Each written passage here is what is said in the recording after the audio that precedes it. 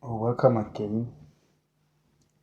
King Leopold, the Belgian king, who actually owned the Belgian Congo, is his personal uh, possession towards the end of the 20th century, the years 1900s, 1910s or so, uh, when there was that massacre of the Congolese people.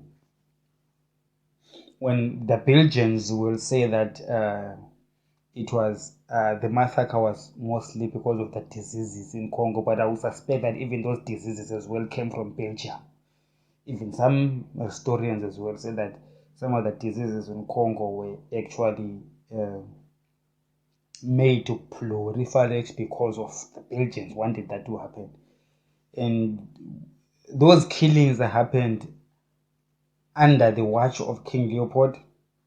And I'm speaking at the backdrop of the visit in Congo last week by the current king of Belgium, King Philippe. Spent a whole week in the Democratic Republic of Congo, did not apologize, okay, did not apologize for the genocide in the Democratic Republic of Congo or in the Belgian Congo, in Zaire. Because the reason why he did not apologize is that if he had to apologize, he would be forced to pay reparations, and that is what he's avoiding, to pay reparations. So, which means the raping, the stealing, destruction of the Congo over the centuries, and making Belgium and Europe rich. And you know that Belgium has got a capital city called Brussels, all right? Brussels is not only the capital city of Belgium, but Brussels is the capital of the European Union and many other global institutions.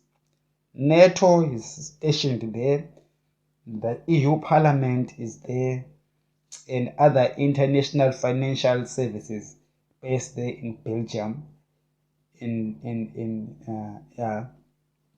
So now you can see that the whole of Europe and the whole of the world has been benefiting from Congo. But the Congolese are struggling. The Congolese are poor. They are refugees in other countries. They are being called by names. Go back to Congo. This and that. Yet their rich heritage, their rich land, is actually built what you call Europe today. And the king of Belgium had the audacity to spend a week there and did not apologize because he knows that apologizing will open the can of worms of reparations, which means that the European Union, not just the Belgian king, because he's representing the whole continent, which means that the European Union is not willing to engage with Africa when it comes to reparations and even in developmental activities, at least to try to show that they are indeed working towards building Africa.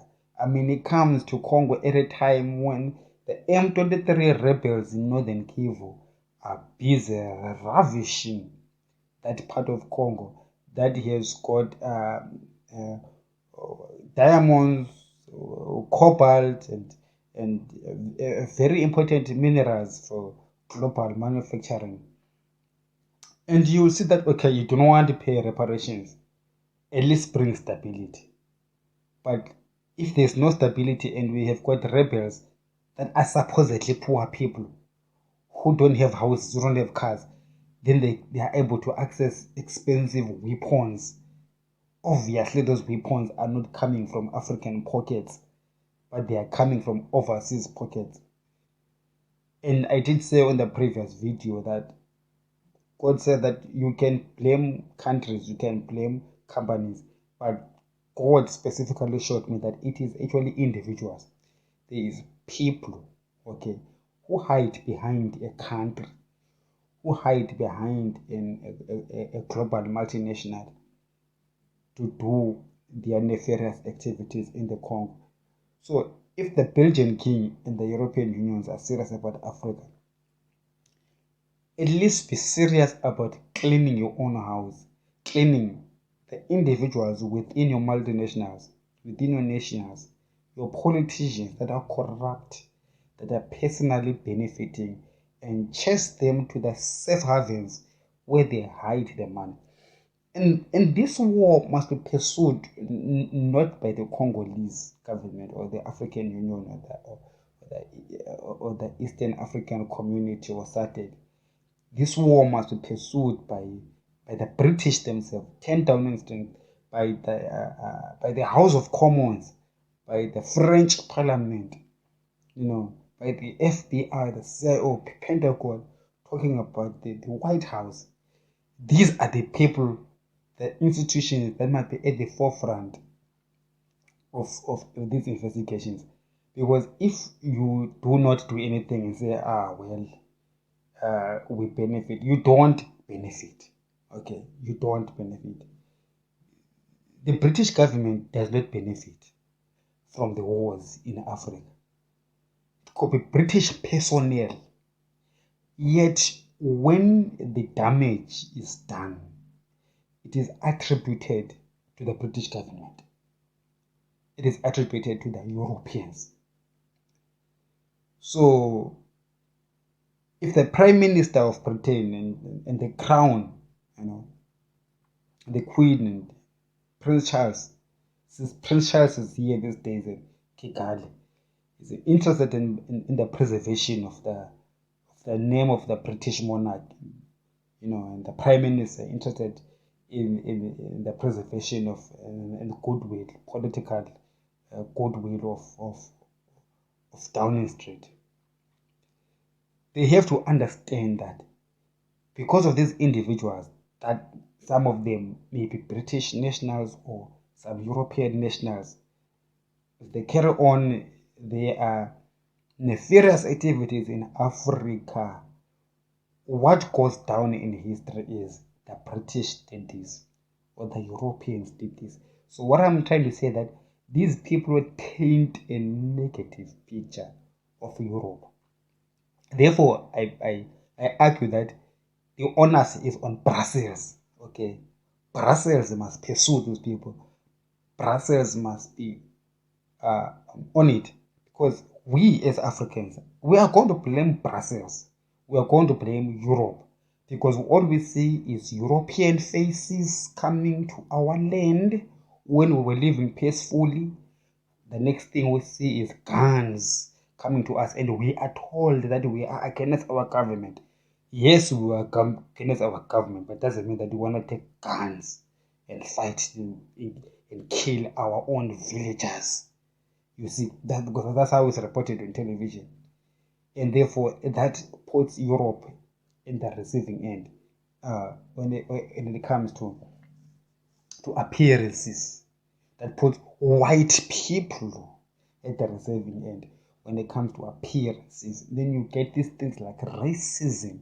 Because as a black person, I don't like France. I don't like French people. Do you know why? Because wherever there's French people, there's misery that follows afterwards.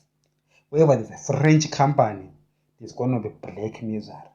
Therefore, it makes me feel a hatred for Europeans and for French people in particular.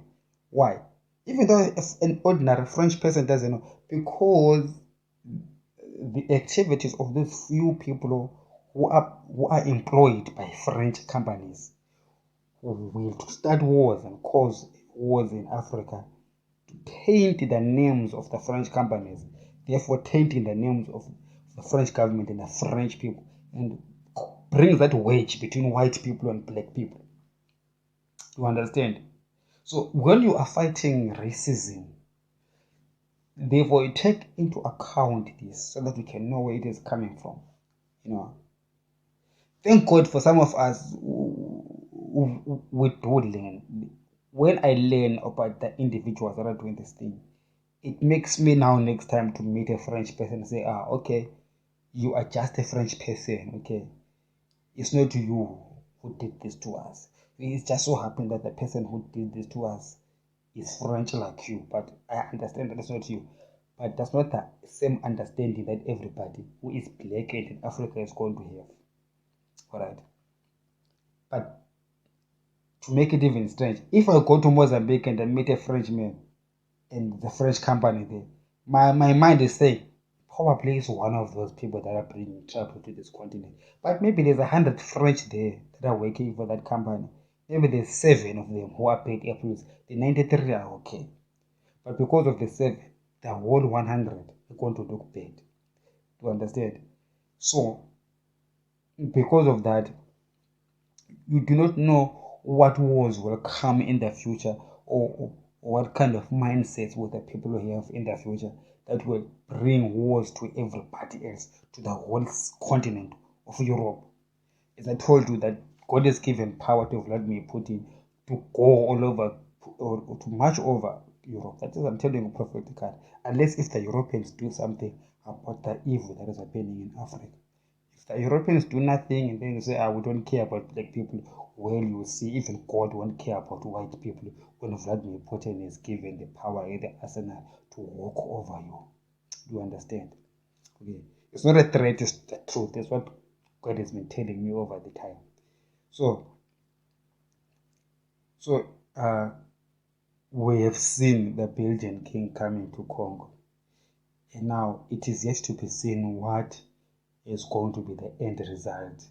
And the end result of his visit is not going to be judged by what's happening this week, or even the talk of reparations, because I don't think that the reparations will ever be paid. And I do not think that the true cost of reparations is too high for Europe to afford.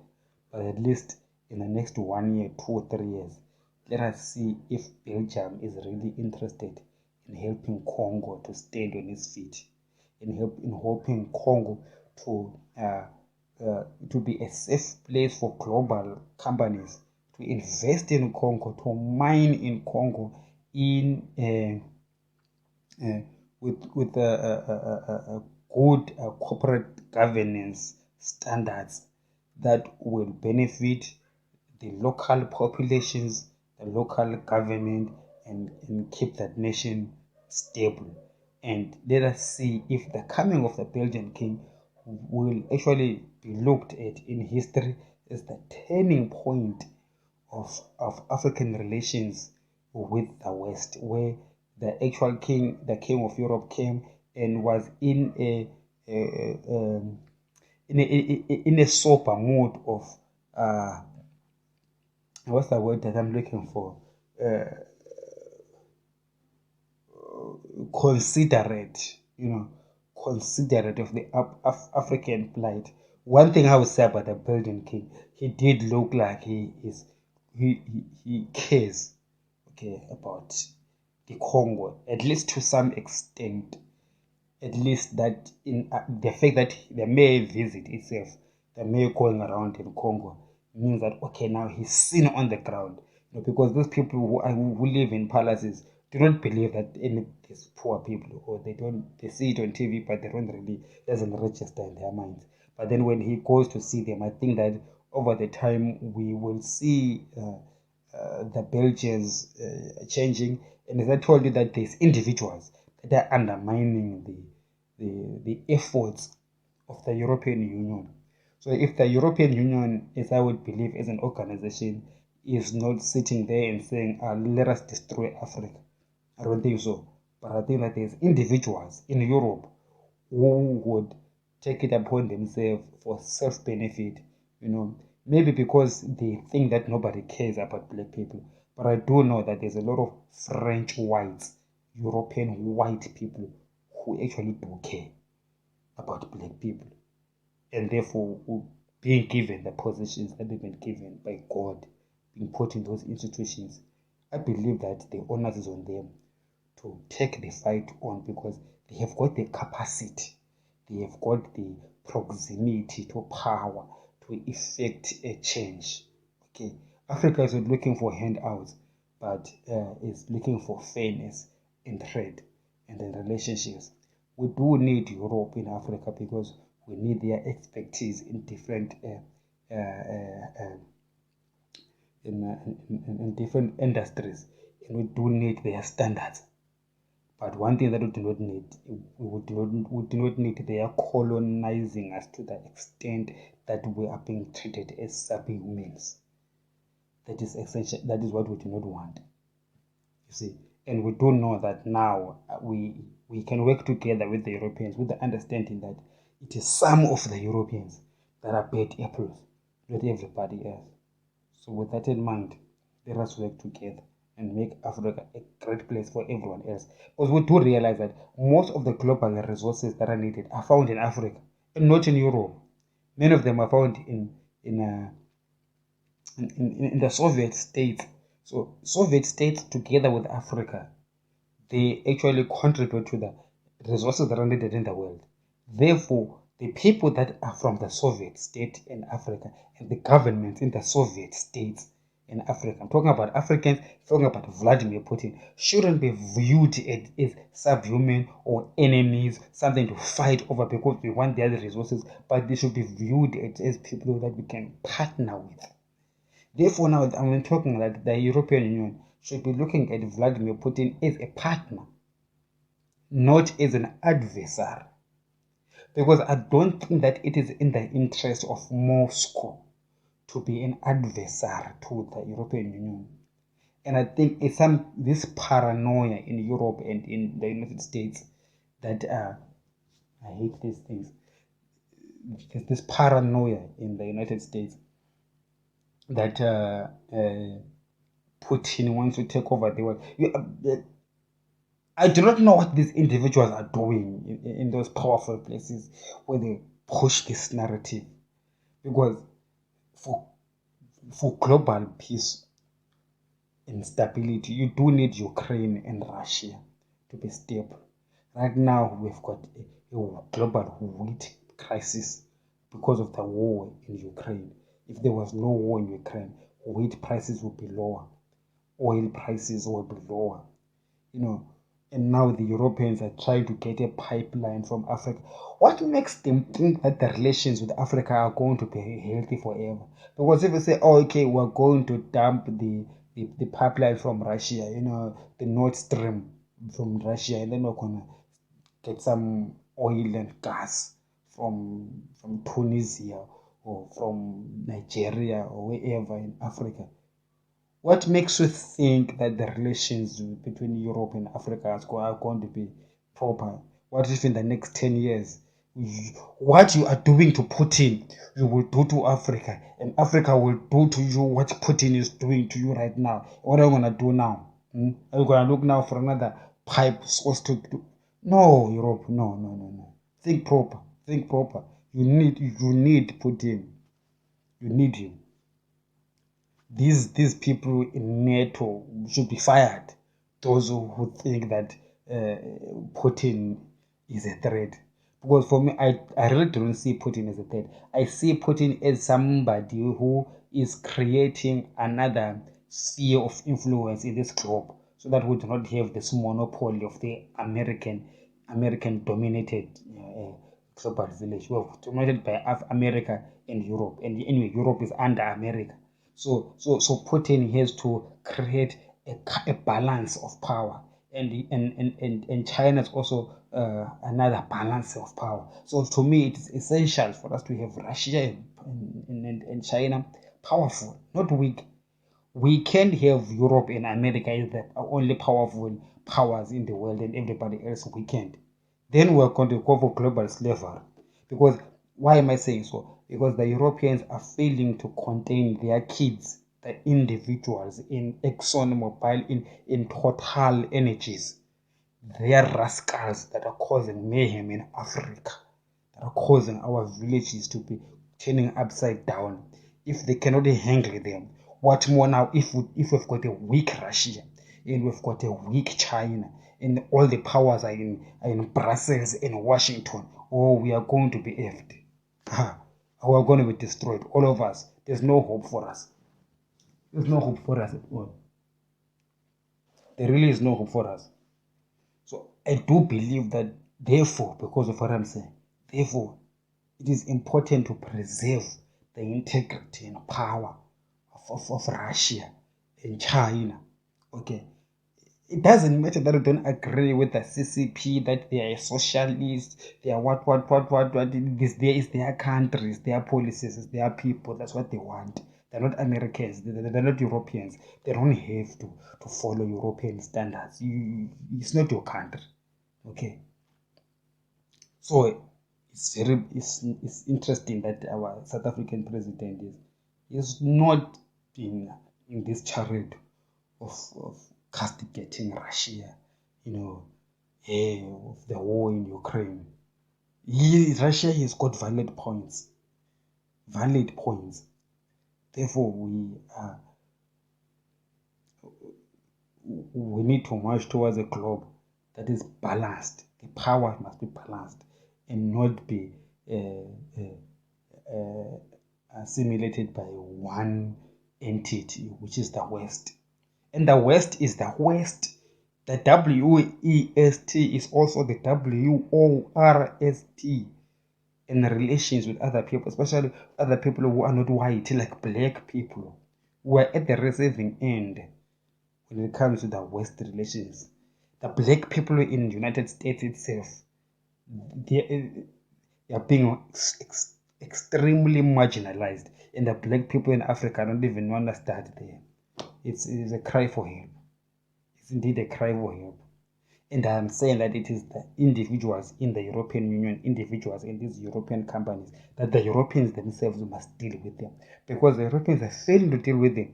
How are we going? What kind of a world will we have where Russia is destroyed? Therefore, as African countries, we really need to be advocating for the strengthening of Moscow and China. Not for the threatening of Europe and America. Europe and America are already strong. We just being pro-Russian or being pro-Chinese should not be viewed as being anti-American. Okay, as I say that the idea is to balance global political power, and therefore it helps the global relations to be in check. We are happy that the United States is a superpower, it's a global superpower. It's okay. We do not want to challenge the superpower of the United States. We are happy that they are on top. We are happy that the European Union, the Western Europe, is a powerful bloc for so many reasons in the world. At the same time, we do not want to have NATO, their military wing, is the only military in the world. You remember, then that will be totalitarianism. So therefore, NATO needs to be balanced by somebody else, which is Russia. Therefore, for me as an African, I find it as a no-brainer. I must actually support Russia, not because I hate America, no, but because I think it is essential for global peace and sustainable development to have Russia and the Chinese stranded, and South Africa being part of India and Brazil forming BRICS. One really does hope that over time other African countries will join South Africa and BRICS, and other Asian countries as well who are well-meaning. You see, this thing of saying that they're Americans and they've got their own free world, but they've got their own version of free world, which means white people are free and blacks are suffering.